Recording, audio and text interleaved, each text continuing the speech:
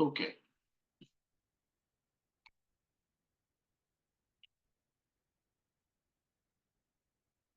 Okay, so let's start talking about the prostatic tumors, or the tumors of the prostate. Prostate gland is one of the essential or one of the key elements of the genitourinary section in the board exam. Very important. You will get a couple of questions, and you will get definitely one virtual slide on the prostate gland asking you about Gleason scoring, or you need to grade or score the tumor. So we will talk about the different prostatic lesions and the cancer mimics. This is a fixed slide that I put in every presentation. This is a response email from Dr. Kurt, the author of Kurt Notes. He's giving me permission to use his notes and use whatever material or content he provides. Special thanks to this person. He's an excellent and outstanding person. So we'll start talking about the histological structure of the prostate. I gave you already a video on the YouTube, and this is the link included here in the PowerPoint presentation. This YouTube video tells you the basic histology of the prostate and the prostatic acini. I didn't want to spend time talking about histology because we have a lot to cover regarding pathology. So I will jump in right away, and we will start correlating with the histology while we are explaining each topic separately. So let's first take the broad outline. The outline that we're talking about is acinar adenocarcinoma, which is very important. And then we'll talk about the other epithelial tumors arising from the acinar epithelium of the acini of the prostate, including the intraductal tumors and the other epithelial tumors like basal cell carcinoma and ductal adenocarcinoma. And then we'll talk about the tumors arising from the connective tissue of the prostate, which is the mesenchymal tissue or the connective tissue. It's called mesenchymal tumors. And then we will talk about a very important entity, which usually come not in the virtual slide section, but in the MCQ exam, which is the cancer mimics, the mimics of cancer, the areas which resemble a malignancy. So it gives you a picture and tells you whether this is malignant or not. So we need also to go over these and cover them carefully. So let's start with the acinar adenocarcinoma. So introduction, prostate cancer is the most common type of prostate cancer is the acinar adenocarcinoma, which arises from the glandular epithelium of the prostate, or the acinar epithelium of the prostate. Most common cancer in men and second most common cause of death in the United States. It's usually more common in the elderly, males with multifactorial risk factors, but it's usually due to the physiological hormonal fluctuation which happen in the males and the tonic effect of the sex hormones on the prostate.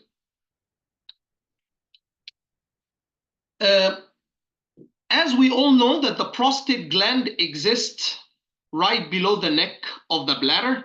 So we have the neck of the bladder and we have the urethra. Once the male urethra arises from the neck of the bladder, it is surrounded by the prostate gland, and it has this part which is called the prostatic urethra. So we divide the prostate gland into two parts. One part is the central part of the prostate, or the central zone, and the other zone is the peripheral zone of the prostate, which exists peripherally. Usually cancers arise from the peripheral zone posteriorly, PMP. So peripheral posterior prostate. Peripheral from the posterior side. So it's usually detected by PR exam, and usually patients are followed up with this prostate specific antigen. So you always get like either a patient with elevated PSA or elevated prostate specific antigen, or a patient with manifested mass, a mass coming from the prostate compressing on the urethra, producing some urinary obstructive symptoms. So you might have some urinary symptoms, or you might have metastatic symptoms arising due to metastasis. The most common site of metastasis for the prostate cancer is the bone, especially the lumbar, vertebrae of the back. Why? Because we have anatomically, we have something called periprostatic venous plexus. This periprostatic venous plexus is in direct communication with the paravertebral venous plexus around the vertebrae of the back. So the tumor usually gains access to the veins and it goes to the lumbar vertebrae of the back, producing some kind of back pains or back pain in the lumbar vertebrae due to metastasis. So it's either asymptomatic elevation in PSA or some urinary obstructive symptoms in case the mass is big enough, or metastatic symptoms due to metastasis in the lumbar vertebrae of the back. Usually when we have a patient with elevated PSA, always the next step in management is doing a prostate biopsy, and that's what we usually receive in our daily practice as a residence in pathology. So we get some prostatic biopsies from multiple sites in the prostate, and you need to tell whether this is benign or malignant. And if it's malignant, you need, of course, to provide the scoring. That's what we are going to cover. So the first challenge in the prostate is how you are able to differentiate between a malignant acinus and the benign acinus. Benign acini versus malignant acini. Why? Because sometimes actually prostatic acini sometimes look really confusing, and you really look at this like look at this, see that. So there is multi-layering. You can tell that that there is stratification here of the cells. So I'm not really sure whether this is benign or malignant. And also the problem in prostatic malignancies or acinar adenocarcinoma is it invades without any desmoplasia. There is no stroma reaction, no reactive inflammation in the stroma. So you don't even have a clue whether this is really infiltration or real tumor invading, especially when you have a very low-grade tumor which still retains the acinar architecture. You cannot really tell whether this acinus is benign or malignant. However, there are some classic features that you need to memorize, or memorize as much as you can from this list, which I tried to make it easy by making A, B, C, D, E to make it easier. Like the malignant acini or the malignant glands is lined by malignant cells which have some kind of amphiphilic cytoplasm. Amphiphilic cytoplasm means it's light red. It's not really deep red, it's light red. That's what amphiphilic cytoplasm means. And there are some amorphous pink secretions that might exist in the lumen, as you see right here. And also there is apoptotic bodies. Apoptotic bodies, because of the excessive cell proliferation, you might see some cell apoptosis, some nuclei which are getting really small. Border is very important. Sharp luminal borders. So look at this. See these benign acini. These are benign acini. See the border? It's like a star. It's irregular. As long as you're seeing irregular borders or irregular lumen borders, this is highly likely to be benign. But when you see, look at this. That's very sharp. The border is very sharp. It's not like a star. That's what I mean by sharp luminal border or sharp borders. And the other B is blue mucin. You see it here. See in this picture? Blue mucin equal highly likely malignant. Blue mucin equal malignant. And basal cells, what are the basal cells? The basal cells are the peripheral cells in the prostatic acinus. These basal cells are believed that they squeeze the acinus to discharge the secretions. Actually, in malignant acini, because of the extensive proliferation of the acinar epithelium, they replace the basal cells, so you end up having absent basal cells. These are the basal cells, these like flat cells which exist in the periphery of the acinus. These are the basal cells. So in case you have absent basal cells, this is malignant acinus. Crystalloids in the lumen. Sometimes it happens in some images. You see these crystals in the lumen. These are called crystalloids, and they are sometimes, or most of the times, they are mixed with the blue mucin that you see right there. So you have crystalloids in the lumen, crowded small glands, diffuse infiltration. However, the problem is the infiltration is without stroma reaction, and enlarged hyperchromatic nucleus. Of course, this nuclear pleomorphism, the nuclei doesn't look like each other, and you of course have this prominent nucleolus, which are the classic malignant changes that we see in any type of malignancy. So you have enlarged hyperchromatic nuclei with prominent nucleolus. So try to memorize as much as you can from the features of the cancer or malignant acini. See, this is benign. This is benign acini. See, you can still see or appreciate the basal cells right there in the acinus here. However, this, I barely see any basal cells. So here's the crystalloids and here's the blue mucin. Please memorize these.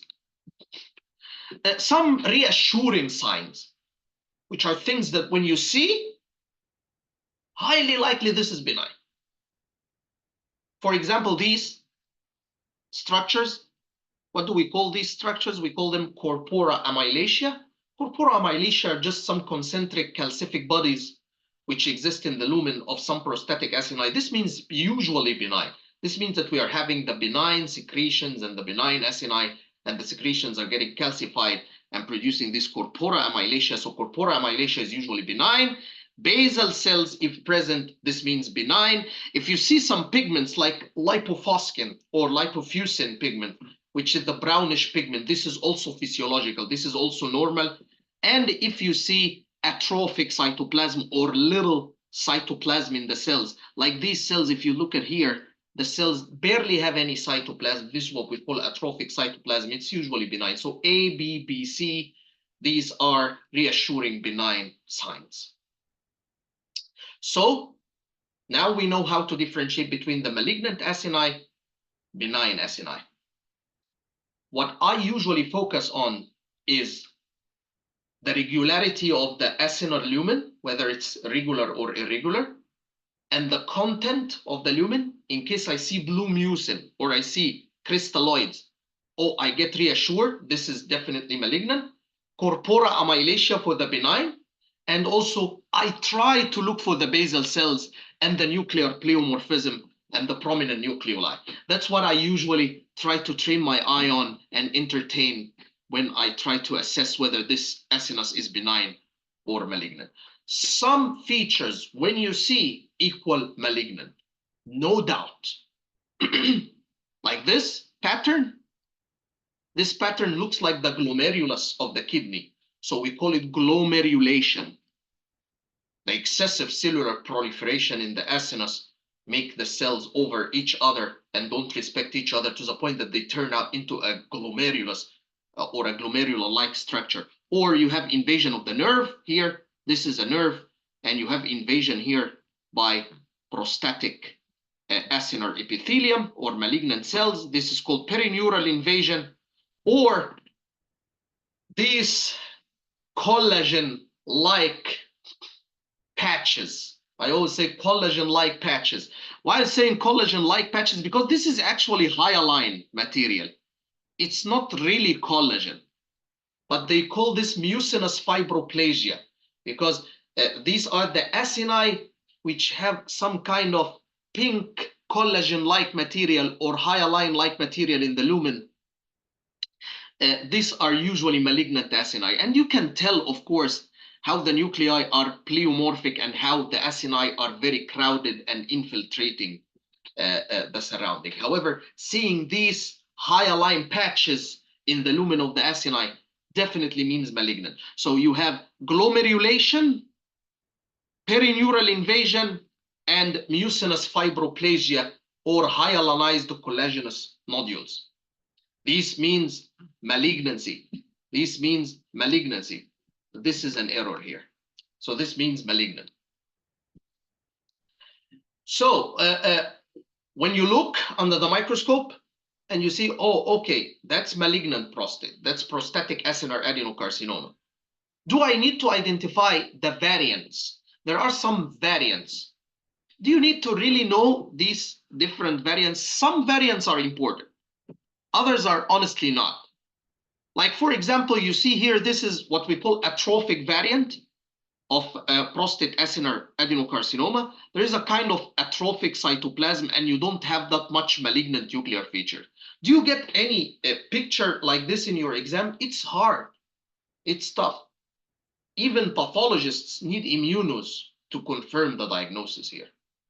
So usually you would never, or you would rarely get a picture of atrophic variant of acinar adenocarcinoma and they ask you whether this is benign or malignant, because even if you are practicing, or even practicing pathologists would just look at this and they say, well, I'm not 100% sure.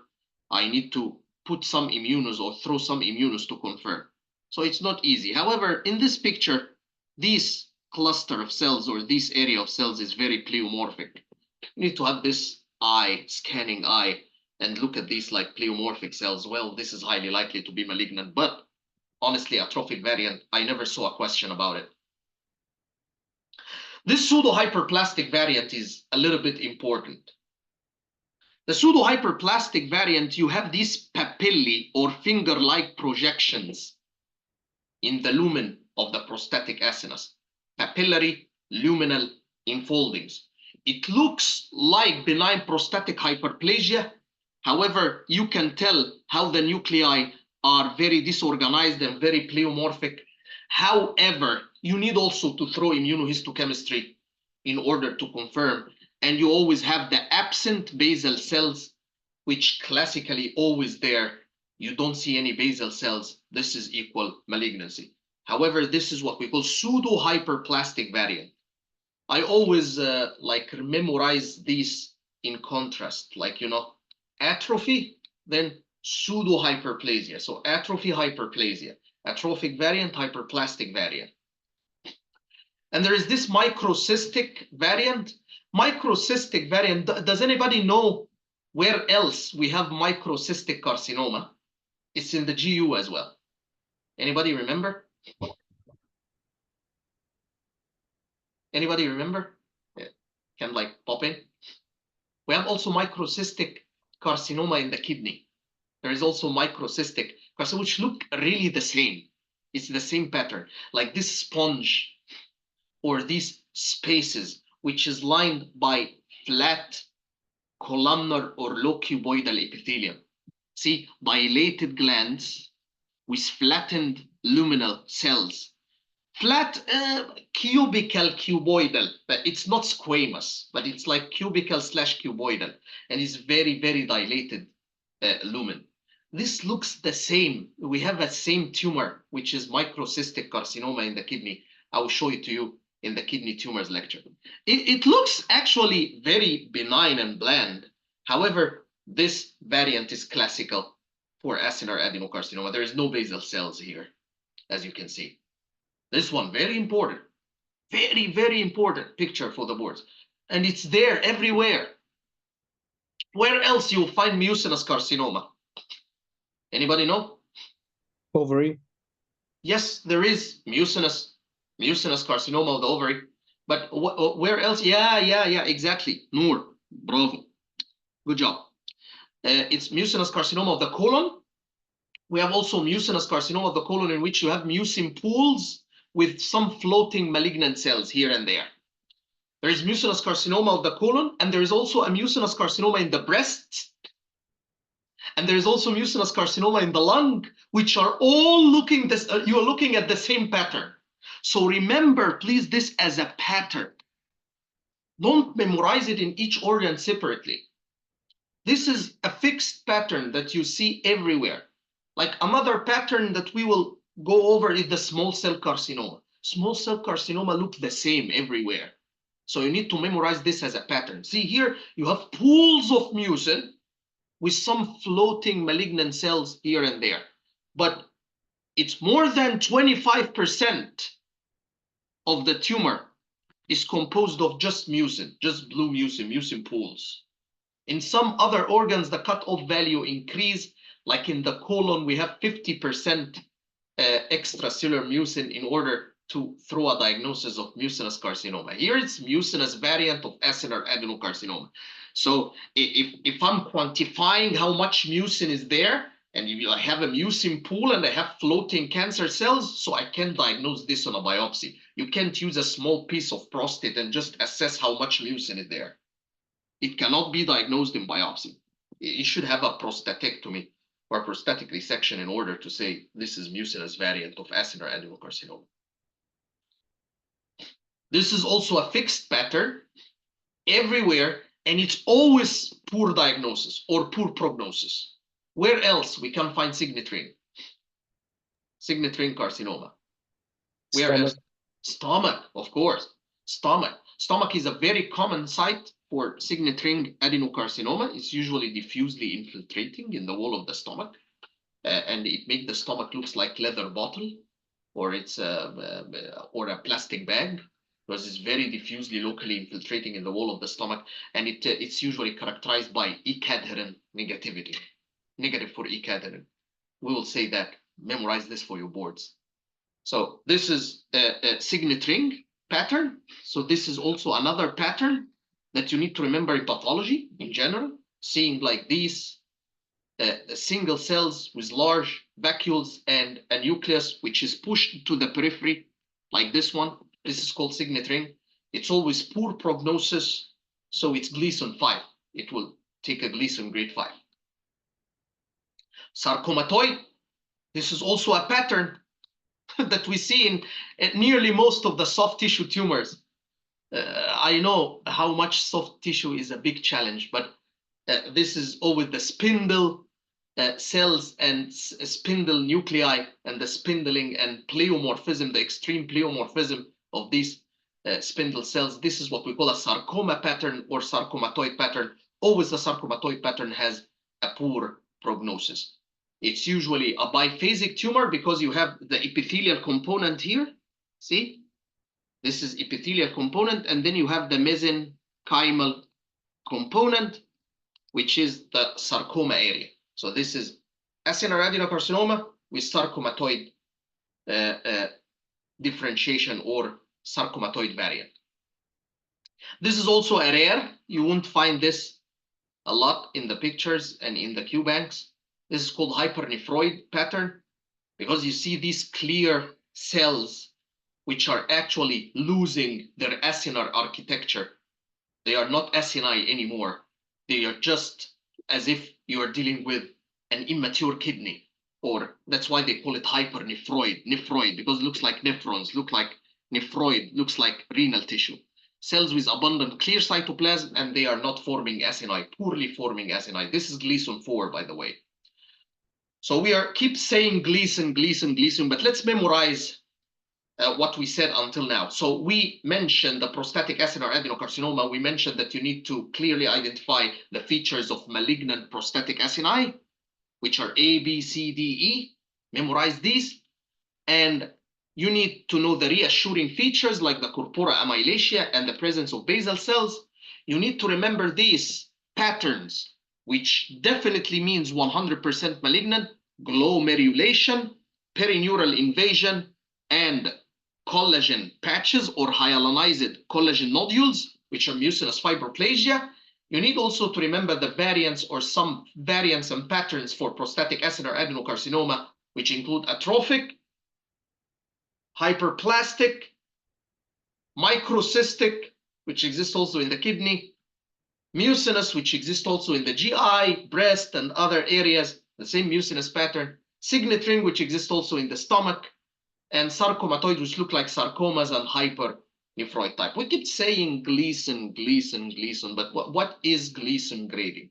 Very, very, very important for your exam. You will definitely have a virtual slide in the board exam, and they will ask you about the Gleason grade or the Gleason score. So you need to train your eye on identifying the key important Gleason grades, which are not 1 and not 2. Please disregard Gleason 1 and Gleason 2. They are not diagnosed. They are not reported. See, do not diagnose on biopsy. Do not report. You will never find an attending which tells this is prostatic acinar adenocarcinoma Gleason grade 1. Never saw it. Did anybody of you experience an attending who said Gleason 2 or Gleason 1? I don't believe so, right? They usually start from 3, right? They usually say Gleason 3 plus 4, Gleason 4 plus 5, Gleason 3 plus 5, Gleason 5 plus 4. So it's usually from 3 onwards. So memorize from 3 onwards. So what's the key thing or the key principle that we depend on when we are doing this Gleason grading? We mainly depend on the acinar formation. If the cancer cells forming a well-formed acini, like these ones, or poorly formed acini, like you see like masses of cells, however, you can see some ill-defined lumens here, there, and here, but the lumens are really poorly formed. This is what we mean by poorly formed acini or cribriforming. It's as if there is a crowd of malignant cells that have some holes in it, which looks like lumens. That's what we call cribriform glands. So well-formed acini means Gleason 3. Ill-defined or poorly formed acini means grade 4. And solid sheets, no acini, it's just solid sheets, single cells or single malignant cells. This is a higher Gleason, which is Gleason grade 5. Anybody remember which variant of prostatic adenocarcinoma is considered Gleason 5 by default? Anybody remember? Sarcomatoid. Sarcomatoid and Signet ring. the signet ring. The signet ring we mentioned also is a Gleason 5. We mentioned that hypernephroid is considered Gleason 4. So this is the classic acinar pattern and some variants which are by default considered some Gleason score. You give it some kind of grades. Golden rules. These golden rules are not for the boards, honestly. They are just for your practice as a resident and for your practice as an attending. So please make sure to do levels. When you are not sure if what you are seeing is grade 3 or grade 4, do levels. It's extremely critical to differentiate whether you are dealing with a grade 4 or grade 3, because this completely changes the management plan for the patient.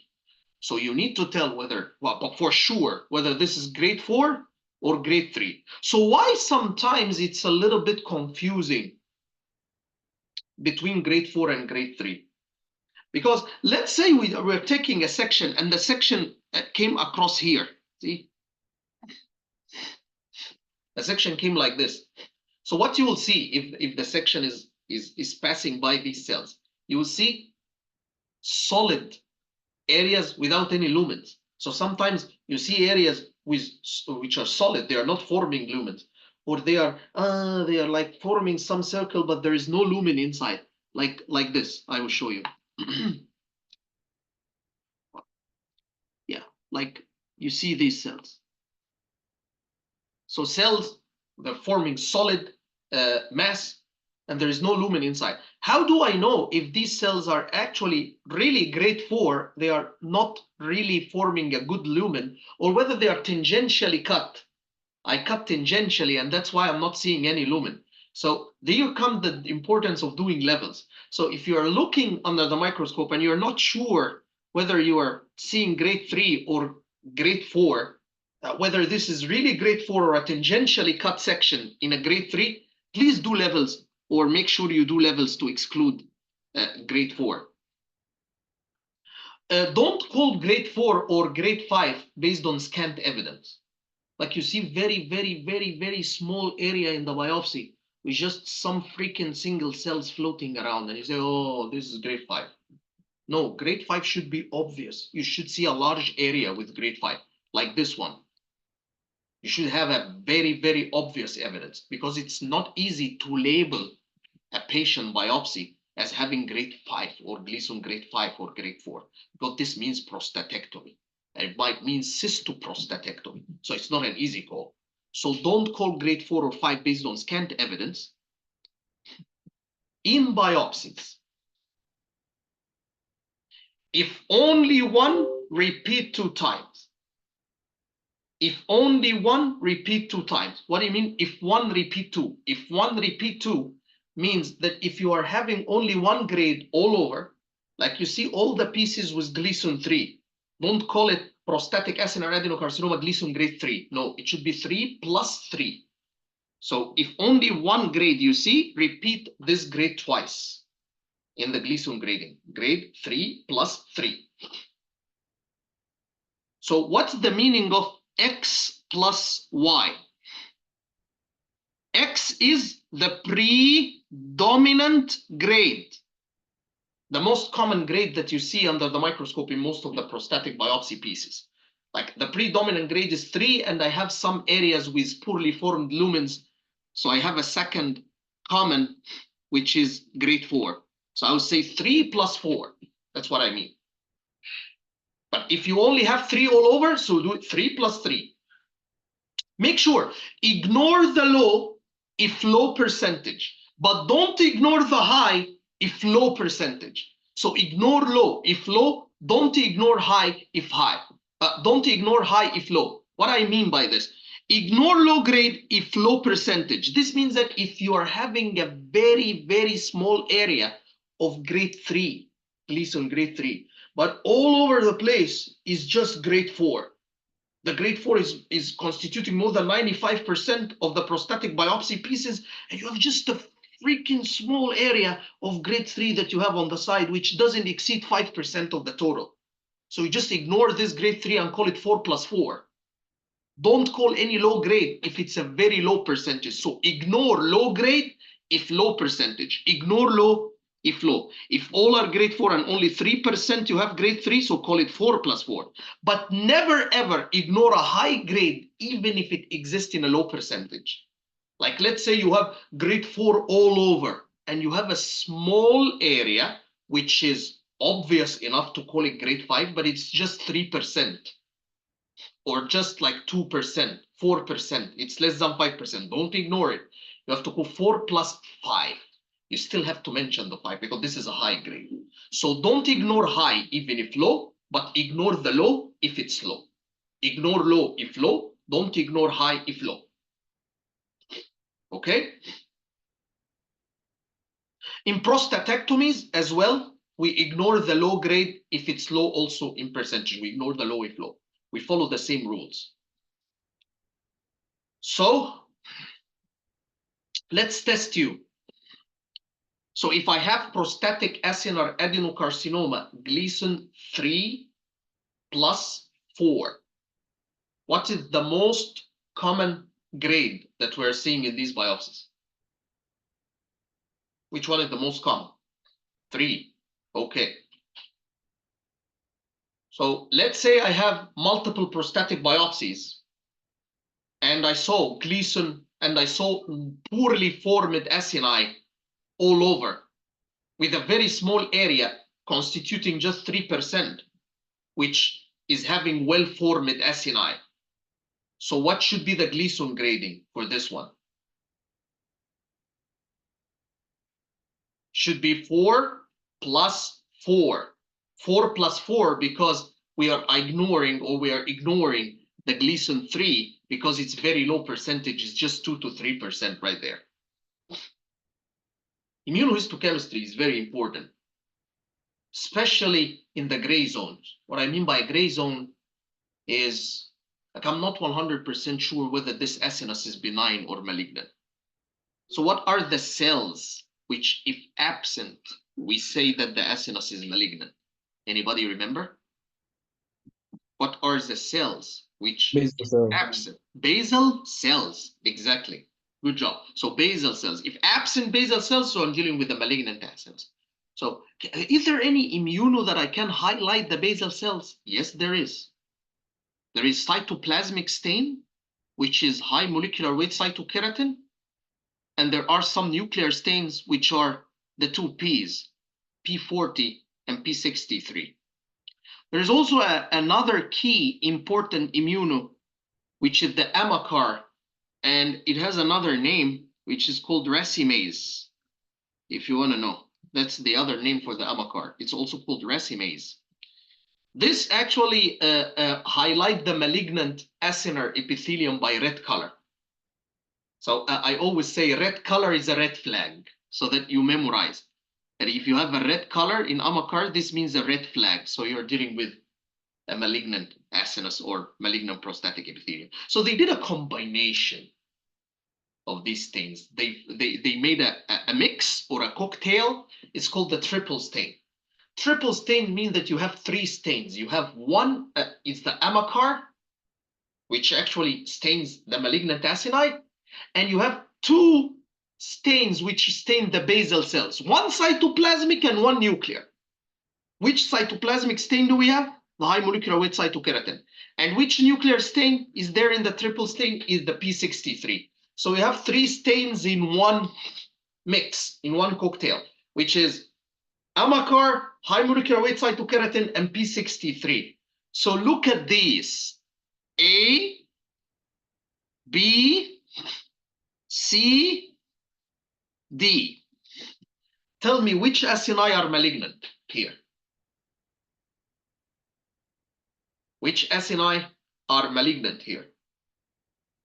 A, And D.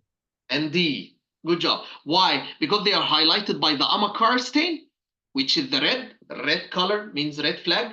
And there is no basal cells because there is absent basal cell staining here. The basal cell staining is the brown, basal brown, basal brown, basal brown, brown stain, which is the P63 and the high molecular weight cytokeratin. But look at the benign acini. They are not highlighted by the amacar. However, they are staining positive for the basal cells. They are staining for the P63 and they are staining for the high molecular weight cytokeratin. It's very, very important to know how you can interpret the triple stain. It's there in all the Q banks for the boards. A lot of pictures in questions about this triple stain. I will ask you a question which is a little bit tricky.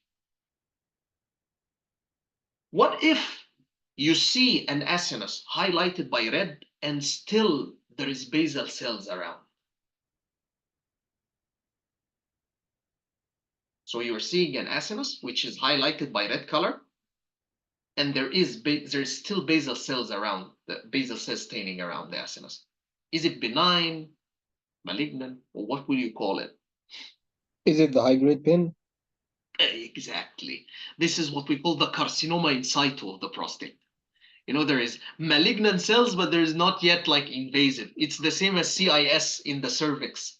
The same thing happened in the prostate. It's called high-grade prostatic intraepithelial neoplasm, PIN, prostate intraepithelial neoplasia, or carcinoma in situ of the prostate. So you still have malignant cells, but you still have the basal cells around. It's like the basement membrane is still present. So this entity we'll talk about later, which is HIG-PIN or HG-PIN, high-grade prostate intraepithelial neoplasia. Last thing that you need to memorize and you need always to comment on in prostatectomy specimens. This is also not critical for your boards, but it's critical for your practice and it's critical for your grossing. Is to comment whether the prostate adenocarcinoma extended to the extraprostatic tissue or not, which we call extraprostatic extension. Extraprostatic extension might happen up, down, I would say up in the base of the prostate, down in the apex of the prostate, and out in the connective tissue and fat, and on the sides in the seminal vesicle. So that's why we need to submit sections from the apex of the prostate, sections from the base of the prostate, representative for the margins, and you need also to submit the prostate entirely in case you have prostatic acid or adenocarcinoma in order to assess whether it's extending laterally to the extraprostatic or the periprostatic fat. And also you need to submit the seminal vesicles and the vas difference in order to see if it's extending to the seminal vesicles or not. Take care that it may be focal, like this, see? This is like a very small cluster of cells in fat here. And like this. This is also extending in the periprostatic fat, but it's not reaching the margin, the ink margin here. Here you see an acinus or a malignant acinus in the muscle. This is muscle layer. Well, it looks like this is maybe bladder extension. You never know. It depends on what's the source of these muscles.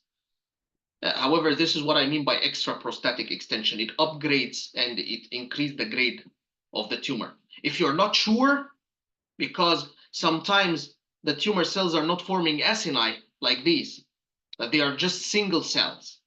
So when you have single cells and it's extending in the fat and you're not 1000% sure whether these are prostatic malignant epithelial cells or not, just do a stain. Throw NKX 3.1. NKX 3.1 is the very important immuno which highlight prostatic epithelium. So you can confirm that these single cells are coming from the prostate by throwing this immuno on that section and confirm that there is extra prostatic extension. One of the other comments also that we comment on is the treatment effect. If the patient, from the patient history, you see that the patient received radiation or received hormonal therapy, sometimes these things make some changes. Radiation atypia, very common pattern and very famous in cytology, the radiation atypia. You see very, very huge nuclei. See, this nucleus is very extraordinarily large. These are very large nuclei, very huge nuclei, and sometimes they merge together as if the cells melted and merged together. So enlarged plus or minus merged nuclei, this is what we call radiation atypia or radiation effect. The hormonal therapy is when you take anti-androgen or anti-testosterone therapy, like flutamide and these kind of, and leoprolide. These are the hormonal therapies that you take in the prostate treatment. They produce some atrophic changes because they deprive the tumor from the hormone which help the tumor grow. So you end up having some atrophic cells and these large, huge vacuole in the cytoplasm or crescent-like vacuolation. Atrophic tumor cells with vacuolated cytoplasm. You sometimes get these images in Q-banks for the boards. You get a picture for radiation atypia, or you get a picture for hormonal therapy. And they ask you a question, what this picture represents. So make sure you familiarize yourself with these like large nuclei and these like vacuolated cytoplasm. For genetics, you need to remember this fusion for the prostate adenocarcinoma, molecular fusion. Luckily, it has prostate in the middle, TMPRS, PRS prostate. So it has some prostate and it merged with the ERG gene. So TMPRS, ERG fusion. Memorize this for your boards, not really for your practice.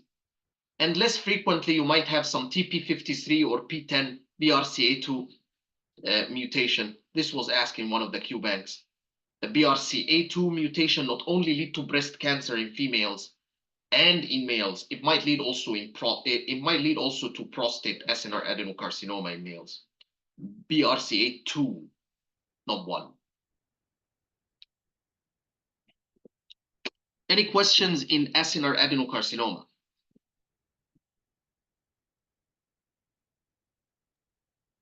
I just kind of like a confirming or stressing question. So for radiation in tibia, if I see like a very big nuclei, then this is give it away, because sometimes it's atypical and you are like on history, honestly.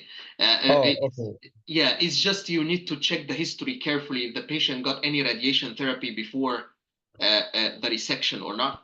So this makes you primed. Your eyes will be primed when you see like very huge nuclei. You don't just overgrade it. You just say, oh, maybe this is radiation atypia only. You know what I'm saying? Yeah, I see. Okay. Thank you. So the other types of tumor are intraductal tumors. These are actually non-invasive tumor in the ducts of the prostate. If you listen to the video of prostate histology, you see the prostate is composed of acini and ducts. Now I'm talking about intraductal tumors. Intraductal tumors is either a tumor coming from the duct itself, or it's an acinar adenocarcinoma extending to the ducts. However, what I mean by intraductal tumors is I see malignant cells in the duct, but it's not invading around. It's not invading the surrounding. So non-invasive tumor within the ducts, like what you see here. High-grade prostatic intraepithelial neoplasia. High-grade prostatic intraepithelial neoplasia and intraductal carcinoma. This is the intraductal carcinoma. They are usually mimics. They usually look the same, or they kind of look confusing. However, you need to clearly identify the difference between them. I always follow this approach. I always say, if I still see an acinus, this looks more like an acinus with crowding of cells in the lining. The cells are getting really pseudo-stratified. And the most important one is I see prominent nucleoli. See the nucleoli? They are very prominent in HICPIN or high-grade prostatic intraepithelial neoplasia. So I see prominent nucleoli, pseudo-stratification, and still an acinus. And I still can appreciate some basal cells. See this? See that? I still can appreciate some basal cells. And the flat cells here, you might call these as basal cells. Here, this one. So I still can appreciate some basal cells, patchy basal cells. So see, acini, lined by malignant cells, prominent nucleoli, very important. The basal cells are present, but they are relatively scant. If I throw the immunostains on this, the triple stain, I will get a positive AMACAR because these cells are malignant cells, so they will stain positive with AMACAR, and I will have some focal basal cells which are getting stained by the basal cell markers. So I still have basal cells in the surround, and I have malignant cells in the lumen. Sometimes they give you a picture of a triple stain for HICPIN, and they ask you this question: HICPIN is heavily abused in QBanks. It's heavily abused in QBanks. They give you H&E pictures and triple stain pictures.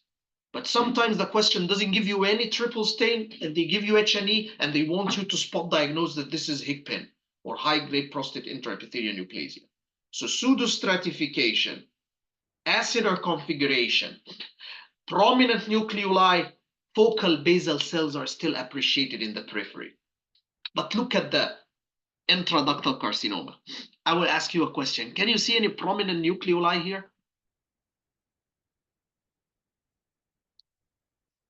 Can you see any prominent nucleoli here? No, there's no prominent nucleoli here. And that's because the origin here is ductal proliferation. It's ductal epithelium. Ductal epithelium rarely give you prominent nucleoli, even if it proliferates malignantly. Even if it's malignant proliferation, it doesn't give you prominent nucleoli. So here, the first keyword is no prominent nucleoli. And it looks like the intraductal or duct carcinoma in situ of the breast. I always say this is DCIS of the prostate. DCIS of the prostate. See, it looks like DCIS. It has these like ductal proliferation with this comedonecrosis in the center, like the DCIS in the breast. And the ductal cells are proliferating to the point that they bridge, they form bridging, and the bridge lead to cribriform formation or some like false lumens which exist there inside the duct lumen. And some cells, because of the excessive proliferation, they get ischemic in the center and they die, causing this comedonecrosis area in the center. So see, malignant cells filling ducts with some kind of nuclear atebia, but please remember, no prominent nucleoli. There is cribriforming or comedo necrosis, like DCIS of the breast. It was believed before that this intraductal carcinoma is arising from Mullerian duct remnants. However, it was disproved by research, and the research proved that these are just ductal epithelial proliferation. It's coming from the large prostatic ducts. This is either an intraductal carcinoma or an intraduct spread from a cancer. It's a precursor for ductal adenocarcinoma that I will discuss later on. So this is intraductal carcinoma. So please memorize the difference between the hic pin and the intraductal carcinoma. Prominent nucleoli, acinar configuration, and scant basal cell. Here, no prominent nucleoli, looks like DCIS, but in the prostate with crib reforming, okay? Other epithelial tumors, ductal adenocarcinoma. It usually come on top of intraductal carcinoma. Intraductal carcinoma, then ductal adenocarcinoma. However, sometimes ductal adenocarcinoma arise de novo as ductal adenocarcinoma from the beginning. The problem is ductal adenocarcinoma, it kinda have these lumens that you see in the center to the point that you might get confused in the beginning, honestly, whether this is acinar configuration or is it a duct. However, can anybody tell what is the key difference here?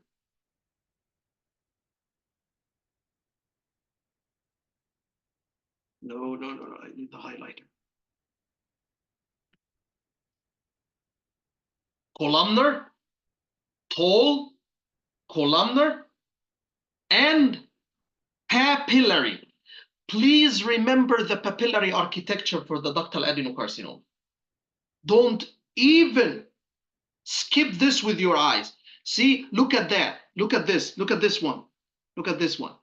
Can you see the vascular core? Please give me a yes if you see the vascular core. This is the vascular core, and these are the papillae. And the papillae are actually columnar cells. You have this pseudo stratified columnar epithelial cells. The columnar epithelial cell doesn't have prominent nucleoli. No prominent nucleoli. This means that you are dealing with a ductal malignant proliferation. But if there is prominent nucleoli, it's usually a acinar malignant epithelial proliferation. I always rely on this in the pictures, and it never miss. It never miss. So columnar cells, no prominent nucleoli, pseudostratified, cribriform or papillary. What usually come in the pictures is the papillary architecture. Tall columnar. This is ductal adenocarcinoma. They call it sometimes endometrioid adenocarcinoma of the prostate. You know, this was the first name given to this tumor back in the early 90s, I think 19 something, in the early 1955 or 1919 or something like this. Very old paper. It called it, the first paper to call this type of tumor, they called it endometrioid adenocarcinoma of the prostate, because it kind of looked like endometrioid adenocarcinoma of the uterus, with this columnar cell lining, like the columnar lining of the endometrial glands. It's very aggressive, more aggressive actually, and it's usually graded either 4 or 5. There's no way to put Gleason 3 here. It's either Gleason 4 or 5. And Gleason 4 or 5 here is not determined by acinar architecture. It's determined whether you have necrosis or there is no necrosis. If there's no necrosis, it's grade 4. If it's with necrosis, it's grade 5, because this starts from Gleason 4 upwards, because this is very aggressive tumor, very aggressive cancer, ductal adenocarcinoma. This is papillary architecture for the ductal adenocarcinoma, and you have these columnar cells lining the papillae. This is carcinoma arising from the basal cells of the acini. Basal cells, not the acinar epithelium. It's the basal cell. It's called basal cell carcinoma. Where else we get basal cell carcinoma? Does anybody know? Famous site for basal cell carcinoma, parotid, salivary glands in general, not parotid. So salivary glands. Basal cell carcinoma, you get it also in the salivary glands, in the head and neck. Very important, and it has the same characteristic finding, which is this basement membrane-like material. Please use this to spot diagnose basal cell carcinoma in images. See that? This basement membrane-like material which is surrounding the masses or the nests of cells. Nests of blue cells surrounded by basement membrane-like material. That's why I always say basal cell carcinoma, basement membrane-like material. It's a malignant neoplasm of the basal cells. It had these basaloid cells, blue cells forming nests with desmoplastic stroma and hyaline rim, which is a basement membrane-like material. If you throw IHC for basal cells, you will see that all these cells are lighting up by P40 or P63 or high molecular weight cytokeratin, because it's basal cells all over the place. So basal cell markers here will be positive. Stains also for CK7 and HER2 new, some luminal cells that you will see. However, it has a normal PSA because it's not originating from the acinar epithelium. It's originating from the basal cells. It's called basal cell carcinoma of the prostate. Basement membrane-like material. Remember that. Also, don't miss urothelial carcinoma. You might have urothelial carcinoma in the prostate because you have prostatic urethra. The prostatic urethra is lined by the urothelium. So urothelial carcinoma also might happen in the prostate. It's usually coming from the prostatic urethra with secondary involvement of the prostate. It looks like the urothelial carcinoma of the urinary bladder. Not a big difference. The key immuno here is GATA3. The challenging element is whether this urothelial carcinoma is coming from the prostatic urethra or is it coming from the urinary bladder? Does it make a big difference? If urothelial carcinoma is coming down from the urinary bladder, it's T4. However, if it's coming from the prostatic urethra, it's just T2. So that's the key thing that you need to observe while you're grossing a cystoprostatectomy specimen with urothelial carcinoma. You need to identify whether the urothelial carcinoma is coming from the prostatic urethra outwards, or is it extending down from the bladder through the bladder neck and extending to the prostate. Because this makes it T4 and this makes it T2. So it's very important. This is GATA3 positive and NKX negative. Why NKX is negative here? Because it's not coming from the prostatic acinar cells. It's coming from the urothelial cells or urothelium, which stains positive for GATA3, like the bladder tumor. Neuroendocrine tumors happen also in the prostate. This is also epithelial tumors. What is this? Anybody can guess?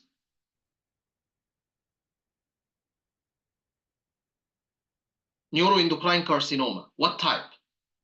What's this pattern?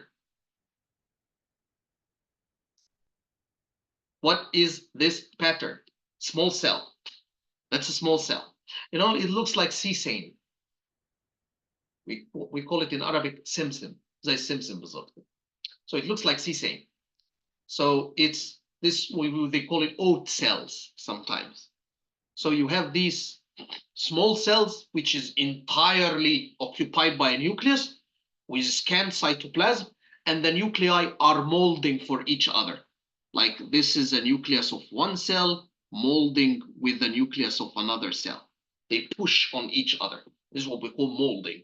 So molding plus large nucleus of thin rim of cytoplasm, small cell in size. I mean, this is what we call small cell carcinoma. It's everywhere, not only in the prostate. Happens in the prostate, happens in the lungs, happens in the colon, happens everywhere. And it's all the same pattern. What's the essential immuno to confirm small cell carcinoma? CD56. CD56. You know what? I will tell you something, Abdurrahman. CD56 is not very specific for neuroendocrine differentiation. It stains positive for a lot of stuff. I don't remember, but it was told to me by an expert. Don't rely on CD56. However, it's good, but there are better markers. What are the better neuroendocrine markers? Synapto, chromo. Yeah, synaptophysin, chromogranin, and there is this new one, which is heavily asked in the boards, Incinem 1. Incinem 1. Okay, this is very important, very specific for neuroendocrine differentiation. So synapto, chromo, Incinem 1, and CD56 is not bad. But what else you need to throw on small cell carcinoma? Ki67. Ki67 for proliferation. And usually in small cells, it's more than 80%.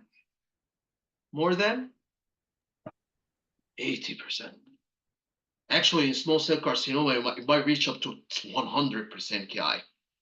Very actively proliferating tumor. Very actively proliferating tumor. High Ki67 index. This is a small cell carcinoma. So you might have some primary well-differentiated neuroendocrine, but it's very rare. Just forget about it. You might get small cell neuroendocrine carcinoma. Remember the key immunos, and remember the Ki67 show a high proliferation index. You might get some Paneth cell differentiation. These are Paneth cells, which are these cells with pink powder in the cytoplasm or pink granules in the cytoplasm. They are usually existing in the stomach, these Paneth cells, but they are neuroendocrine cells, so you might end up having them in a neuroendocrine tumor. Paneth cell differentiation. So the key question mark when you are dealing with, well, I see some small cell carcinoma areas. What is the key question that you need to ask yourself about? Is it acinar adenocarcinoma with neuroendocrine features, or is it a primary neuroendocrine tumor? Does it make a difference? Yes or no? Yes. Well, it looks like it makes a difference. It makes a difference. Yes, it makes a difference in treatment. If it's an acinar adenocarcinoma with neuroendocrine features, they treat it as acinar. But if it's a primary neuroendocrine tumor, they treat it as neuroendocrine tumor. In neuroendocrine tumor, there is no surgical treatment. It's just chemo. But in acinar adenocarcinoma, it's usually surgery plus or minus radiation. That's acinar adenocarcinoma. So it makes a big difference whether this is a primary neuroendocrine tumor of the prostate, or is it just acinar adenocarcinoma with an area showing some neuroendocrine features. This is what we call neuroendocrine differentiation. Okay, so that's it for the neuroendocrine tumors. So now we are done. We are done with the epithelial tumors. So let's store. So we got the acinar adenocarcinoma of the prostate. How to differentiate between benign and malignant acini? Gleason grading 3, 4, 5.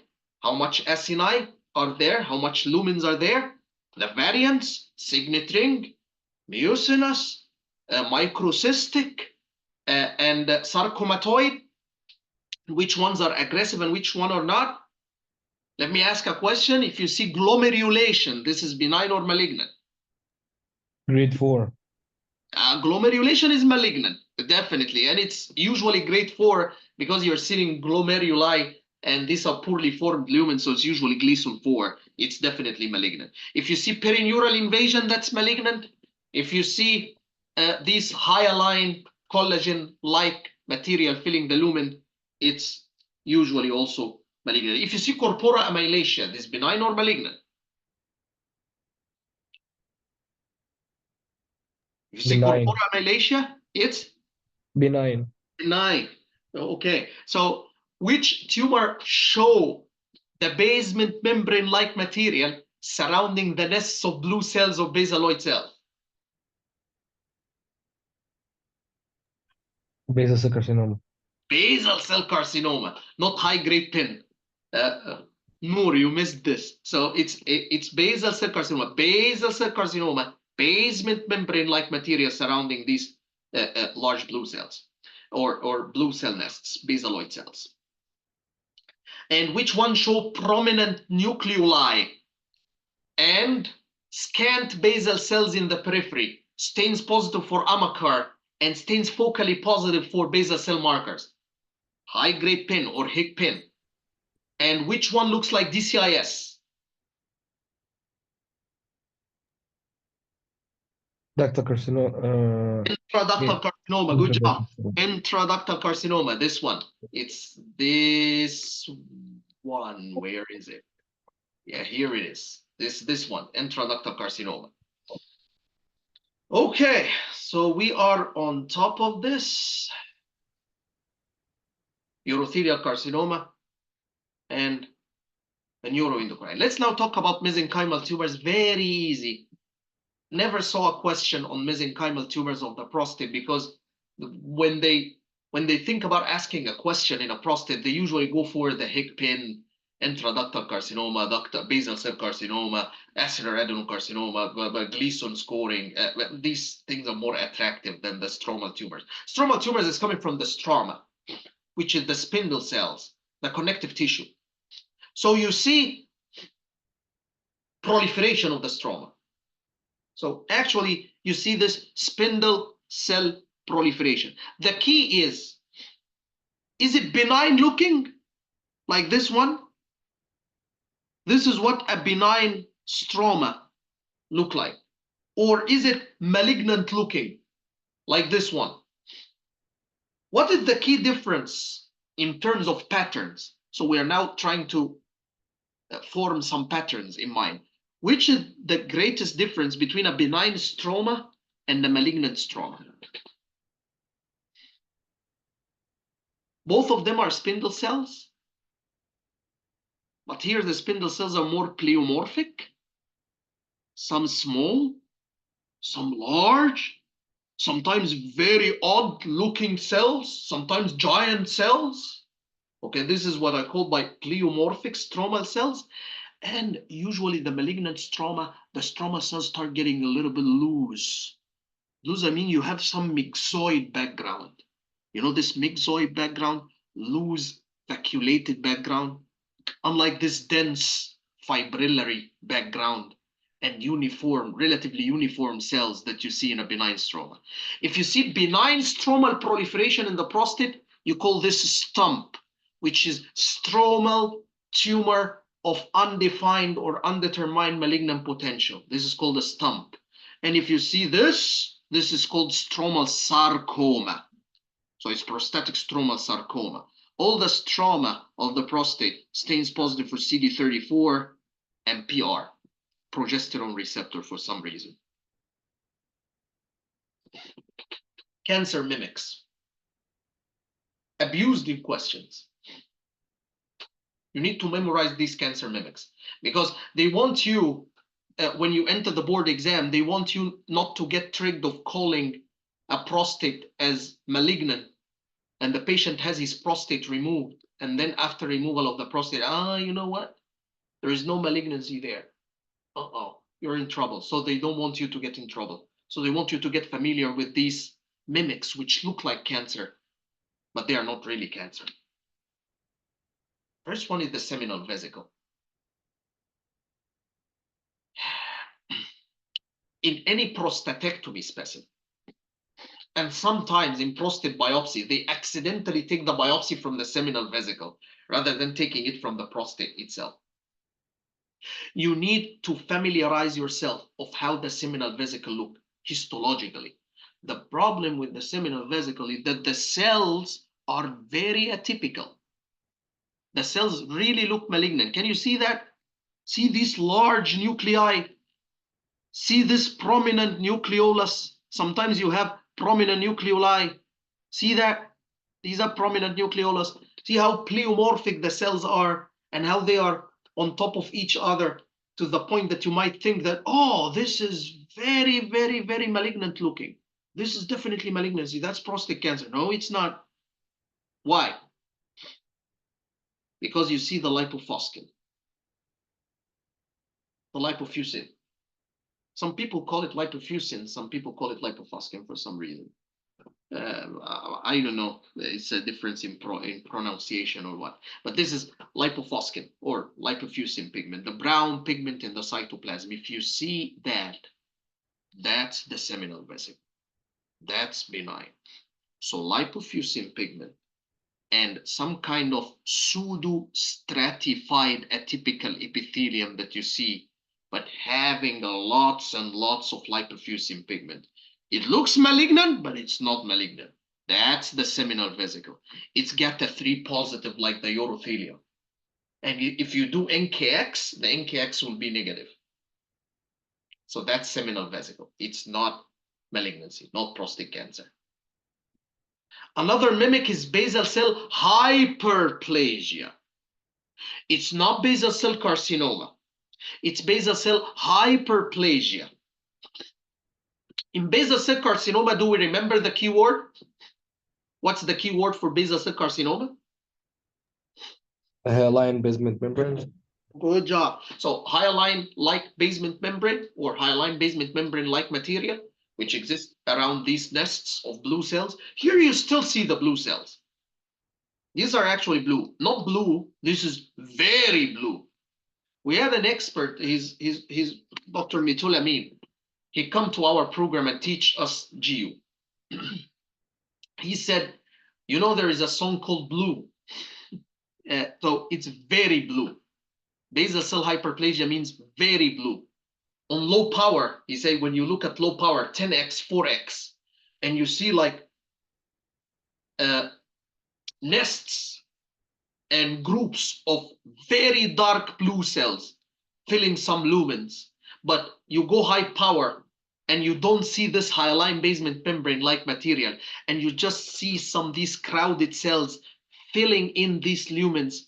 So this is basal cell hyperplasia. Is there any nucleolus here? Yes or no? No. No. Why? Prominent nucleolus is in acinar malignant proliferation, not in basal cell proliferation, and not in ductal epithelial proliferation. Who's saying this? Noor. Yeah, Noor is also saying that we're seeing also corpora amylacia here in the top, which is really reassuring that we're dealing with a benign lesion. So basal cell hyperplasia is basal cell proliferation filling the acini, very blue, no nucleoli, and if you throw basal cell stains like P40, P63, high molecular weight cytokeratin, all of them will be diffusely positive. However, this is not basal cell carcinoma because there is no pleomorphism and there is no basement membrane-like material. I missed the image here. I will show you the correct image, the central zone sampling. This is very important, and I will tell you why central zone sampling is very important. But we will look at the image from Kurt notes because I put a wrong image here. This is adenosis. Adenosis means tightly packed glands or tightly packed acini side by side, which look like a huge cribriform. A huge circumscribed cribriform, tightly packed acini, and if you go high power, it's just lined by benign looking epithelium. And there is a rule that you need to remember. This thing. Lobular architecture. Lobular architecture is always reassuring.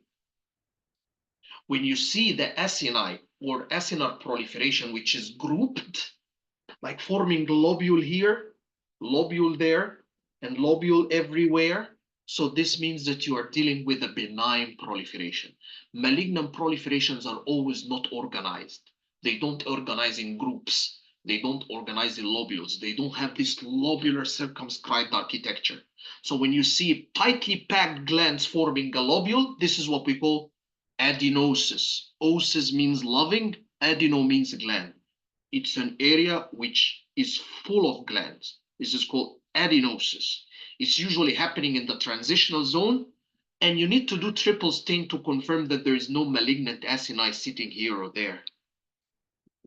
The clear cell hyperplasia. Clear cell hyperplasia, there is a kind of prostatic acinar adenocarcinoma. It's called foam cell variant or foam cell type, in which you see clear cells like this in the acini.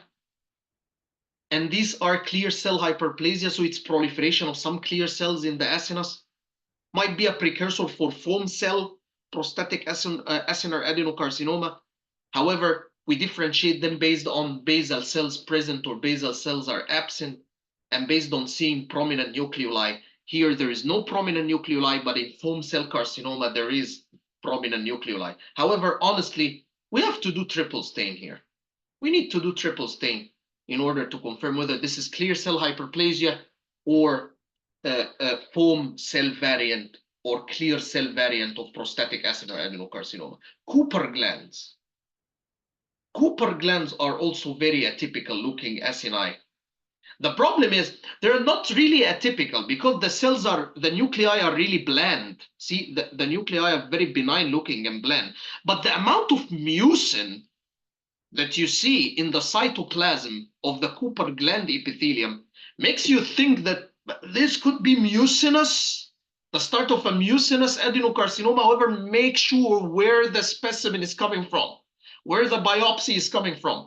If it's coming from a periurethral zone or a central zone, so please put Cooper glands in the back of your mind, because Cooper glands are the glands which surround the prostatic urethra at some areas of the prostate in the central zone. So when you get a sample from the central zone and you see cells which have this mucin in the cytoplasm, having this hazy cytoplasm with lots and lots of mucin, and sometimes this mucin is PAS positive, which proves that this is mucin, this is just could be Cooper glands. So make sure you put that in the back of your mind as well. So, seminal vesicle, lipofuscin, atypical epithelial cells, seminal vesicle, put this in your mind. Basal cell hyperplasia, well, very blue, proliferation of cells, filling lumens, no basement membrane-like material in the periphery. That's basal cell hyperplasia. I will show you the central zone sampling later. Adenosis, circumscribed lobular architecture with groups of glands. Clear cell hyperplasia looks like clear cell acinar adenocarcinoma, but you need to do triple stain. However, there is no nuclear pleomorphism, and it usually exists in the central zone as well as the Cooper gland. So remember, central zone,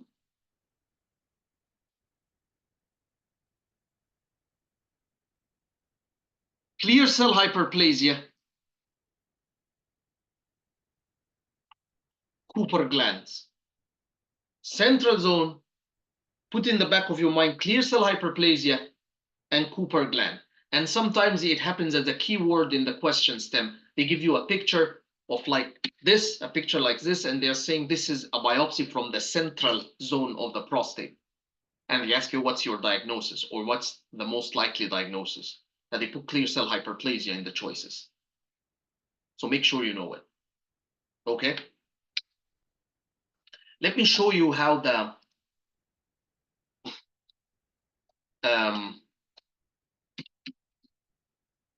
central zone sampling looks like. You will see that there are some entities that I didn't really bother about because I didn't see it in the questions. I never saw a question about it. So I don't want to pack up your mind with useless stuff.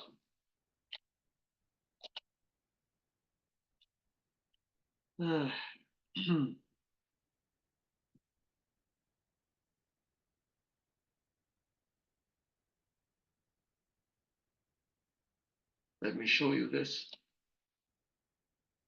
Here it is.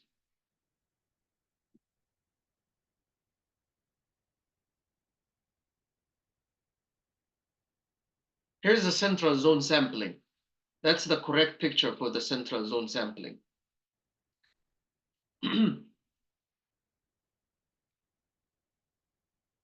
So see that? They always say when the sample is coming from the central zone, try to high up or try to increase your threshold of calling the acinus as malignant. Because you might see a lot of irregular looking cells, columnar looking cells. See, it can mimic Hickpin, but there is no prominent nucleoli here. So I can clearly tell that this is not Hickpin. So in biopsies from the mid base or the central zone have a high threshold for calling Hickpin and calling malignant acini or prostate acinar adenocarcinoma. This sometimes the central zone they call it a verumontanum area. It exists in the central zone of the prostate. This is the adenosis here.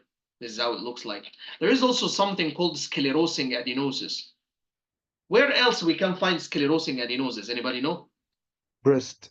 Breast. Yeah, breast. Breast. Yeah, breast has sclerosing adenosis as well.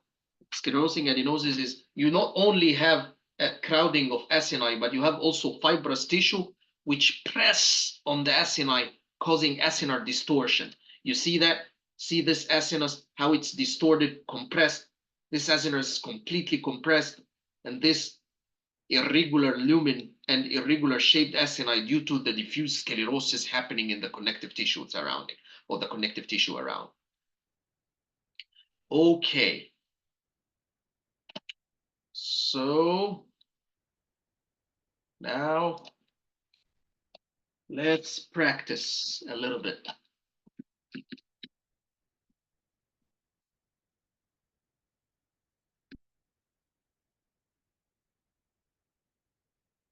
Let's practice a little bit.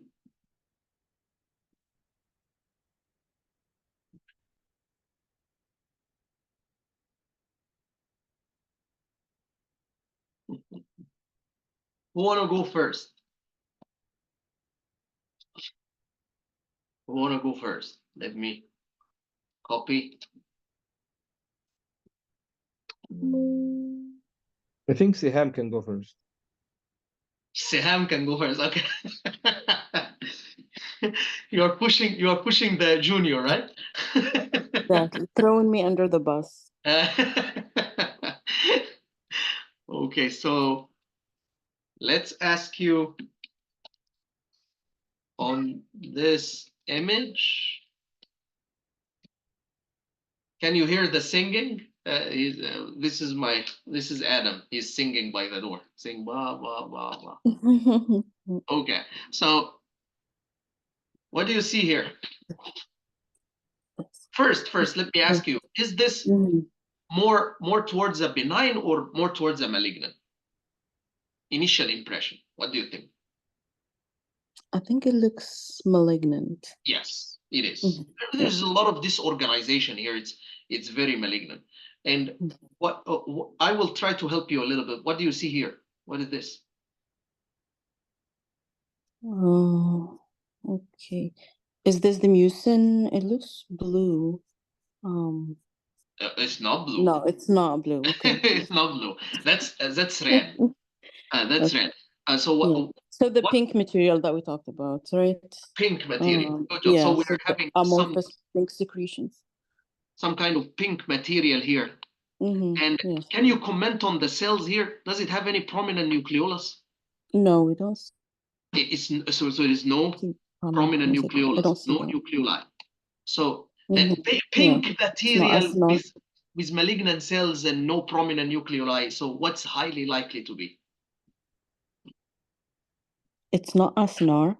It's not acinar. Good job. That's a good thing. If it's not acinar, so it's either ductal or basal. What do you think? Which one had pink material? What did you say? Basal. Basal, yeah. That's basal cell carcinoma of the prostate. Okay. Actually, you know, Siham, this is what we call the adenoid cystic variant. It's called adenoid cystic variant because it looks like adenoid cystic carcinoma of the salivary gland. You know, it has the pink material is not forming basement membrane, like it forms actually like as if there is islets. Yeah, you remember when you see that in adenoid cystic carcinoma of the cervix, it looks kind of the same. They call it adenoid cystic variant of basal cell carcinoma. Okay, good job. So Seham did a great job. So let's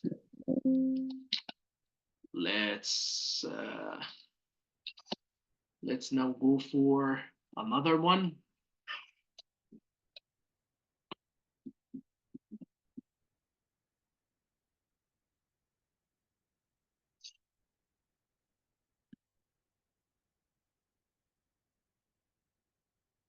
Let's go for Noor. Ready?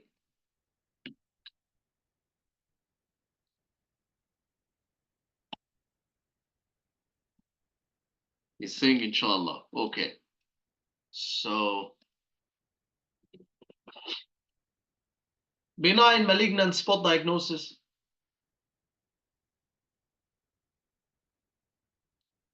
Good job. Seminal vesicle. Why did you say seminal vesicle? Because you see what? You see the lipofuscin.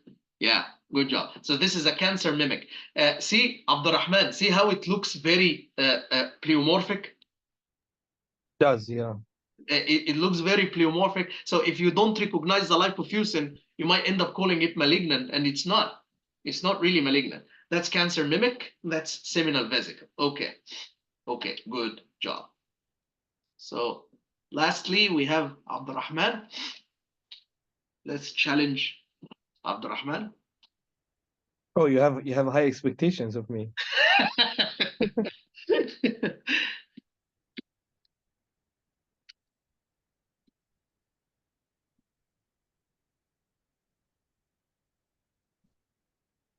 Let me show you a picture. I will show you a picture and you tell me whether this is benign or malignant. Okay? Okay. I will show you a low power and a high power of the same case. Okay? Here is one. Let me get the other one.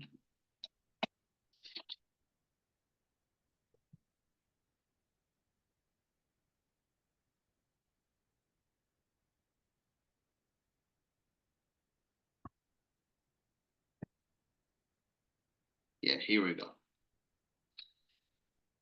Let me share the screen now. Can you see it? I can see it. I don't know why I expected you're gonna give me the papillary one. This looks like papillary, do you think? Papillary? Well, it does look like a papillary, but it's actually I don't know. I feel it's not malignant. It's not malignant. That's a good, excellent. This is not malignant. Okay. So may you explain to me why this is not malignant? So first of all, like these growing, like papillary growing into the acini. Yeah.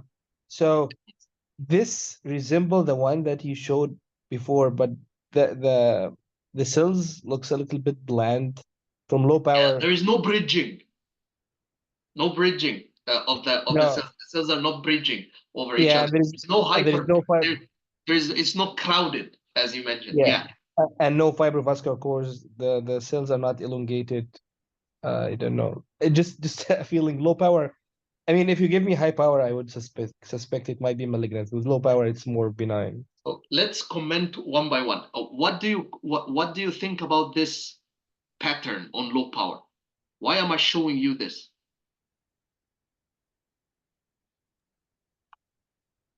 Oh yeah, lobular. Okay. Okay. Lobular architecture. So we try to entertain this. Well, on low power, I see lobular architecture. I see like groups, they are clustered. Okay. Highly likely it's not malignant. However, it might be. Let's now go on a high power. This is a high power of one of the lumens. What do you think about the lumen of the acinus here? It's not sharp borders. Yeah, not sharp border. It looks like a stellate lumen, which look like a star. So this is highly likely it's benign, not malignant. Do you see any blue mucin, any amorphous crystalloids in the lumen? No, Nothing. Do you see any malignant cell features? no, they're all bland. Yeah, this is BPH. This is benign prostatic hyperplasia, which is physiological change that happen everywhere, like happen in all the prostates of the old age people. And they have some slight elevation in prostate-specific antigen. Okay? Okay. Perfect. Last question. Let's go back to Siham, okay?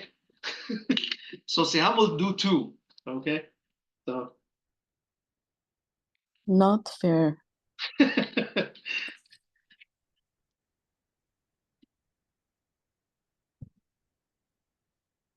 let me get you a picture which is okay.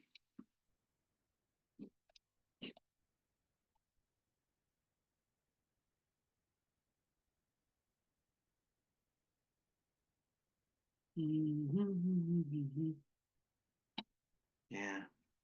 Yeah, I will get you these 2 pictures so that you correlate. Okay. Well, that sounds like good one. And there, low power, and I will get you one high power. Okay. Ready. So, there. Okay.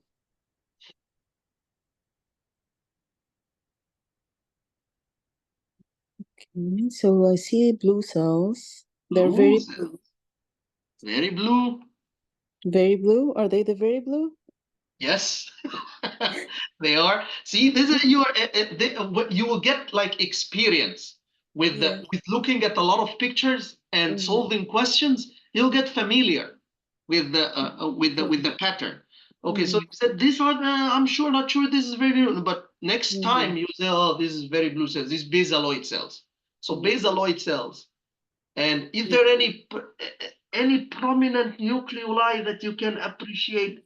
Well, I No, we don't can see in some, but it's not really, it's not really obvious, not like a prominent nucleoli, especially on high power. Like on high power, you can clearly tell that there is no prominent nucleoli. Is there any basement membrane-like material? Although the stroma here looks suspicious, but this is not basement membrane-like material. Yeah. So what do you think the diagnosis is here? Basal cell hyperplasia. Basal cell hyperplasia. They always try to trick you whether this is basal cell hyperplasia or Hickpin. Make sure you recognize the nucleoli, recognize the color of cells, and recognize how it looks like. Okay? Yep. Yes. Any questions for today? Hi, Dr. Tah. So I have 3 questions. You already answered one of them. Yes. Adenosis versus, I want to ask this, but you already answered this one, the adenoid cystic carcinoma. Like, you mentioned this adenoid cystic variant is like a variant of basal cell carcinoma, right? Yeah. So, so the same feature, but here in prostate, we call it basal cell carcinoma with adenoid cystic variant. You not necessary, but it's like the experts usually say, oh, this is like a basal cell carcinoma, adenoid cystic variant. But really, like if you are practicing as a general pathologist, well, basal cell carcinoma is enough, Okay, this is first one. Second one, I have a problem with this one, like neuroendocrine tumor and neuroendocrine carcinoma. Like they differentiate between, because like in GI also we have the same dilemma, like the tumor versus carcinoma. Carcinoma only if I have the Ki67 high, or when I say well, neuroendocrine yeah, tumor. well differentiated neuroendocrine tumor, very, very rare in prostate, just letting you know, extremely rare. You would never encounter it in the prostate. However, the Ki67 is usually low, like which is low means I'm not sure about the cutoff, if there is any cutoff numbers for the prostate, but there is in the GI that we'll talk about later. But usually in well differentiated neuroendocrine tumors, you have this organoid pattern. Mhm. So this organoid pattern, which you have some like nests very well organized, which look like, you know, when you have this classic hepatic lobule, it's like organized in lobules as if you are dealing with an organ. This is why they call it organoid pattern. And you have this salt and pepper chromatin. These are the well-differentiated neuroendocrine tumors, and very low Ki67, which is usually below 5%, below 3% in some other organs. But I don't know if there is a specific cutoff for the prostate.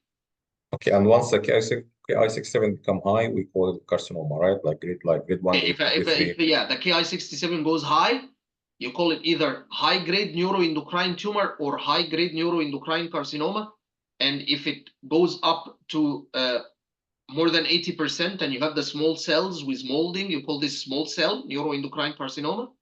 If you have like large cells with this large rounded nucleus, this is large cell neuroendocrine tumor, but you would never find large cell neuroendocrine tumor in the prostate. I think it's only small cells. Okay, last question is very basic, but I like it confusing and sometimes like the first state, like the keratin. We have the low molecular weight, high molecular weight, and pan-keratin. So the high molecular weight here, including AA1, AA3, CK5, 6, Yeah. what's the low when you order the AA1, AA3, or CQ5, CQ6? Like in breast, I know they like the It CQ5. doesn't matter. But usually, you know, in our lab, we use high molecular weight cytokeratin. It's just a high molecular weight cytokeratins. And I think what they do in our lab is CK5-6, if I'm not mistaken. But it doesn't matter. Any of the high molecular weight cytokeratins, because it's a bunch of cytokeratins, but they are all high molecular weight. They all have the same purpose. Okay, so AA13 and CK5-6, all of them like high molecular weight cytokeratin, right? Yeah. Okay. Well, okay. Thank you so much. Any other questions? Abdurrahman, everything is good? Everything is perfect. Thank you. Okay, so next in line will be renal tumors. Okay, and I will let you know on the Telegram group. I will let you know when are we doing, and I will fix 4 times a week because I need to finish the whole stuff, or like 90% of the stuff before my exam. Okay, so it's 4 times a week. It kind of condensed, but I think it will make a big difference. It will make a big difference for everyone. Okay. Okay. Thank you very much, and the recording will be posted on the YouTube. Okay. Thank you. Thank you so much. Thank you very much. Thank And you. spread the word, spread the knowledge. We might end up being more, and we might have more interaction. It's gonna be way much better. I'm also planning to let some of you contribute with me in the channel. So I might let some of you like prepare some virtual slides, and we try to test each other. Okay. Oh, So we'll try to contribute. We are trying to spread the peer-to-peer learning. This is what I always say. Peer-to-peer learning is very good because we teach each other at our level. You know, we don't teach at the expert level, which sometimes is good. Okay. Thank you very much, and I hope you enjoyed it. And see you next time. All right. Thank you. inshallah. Thank you. Inshallah. Assalamu alaikum. Alaikum salam.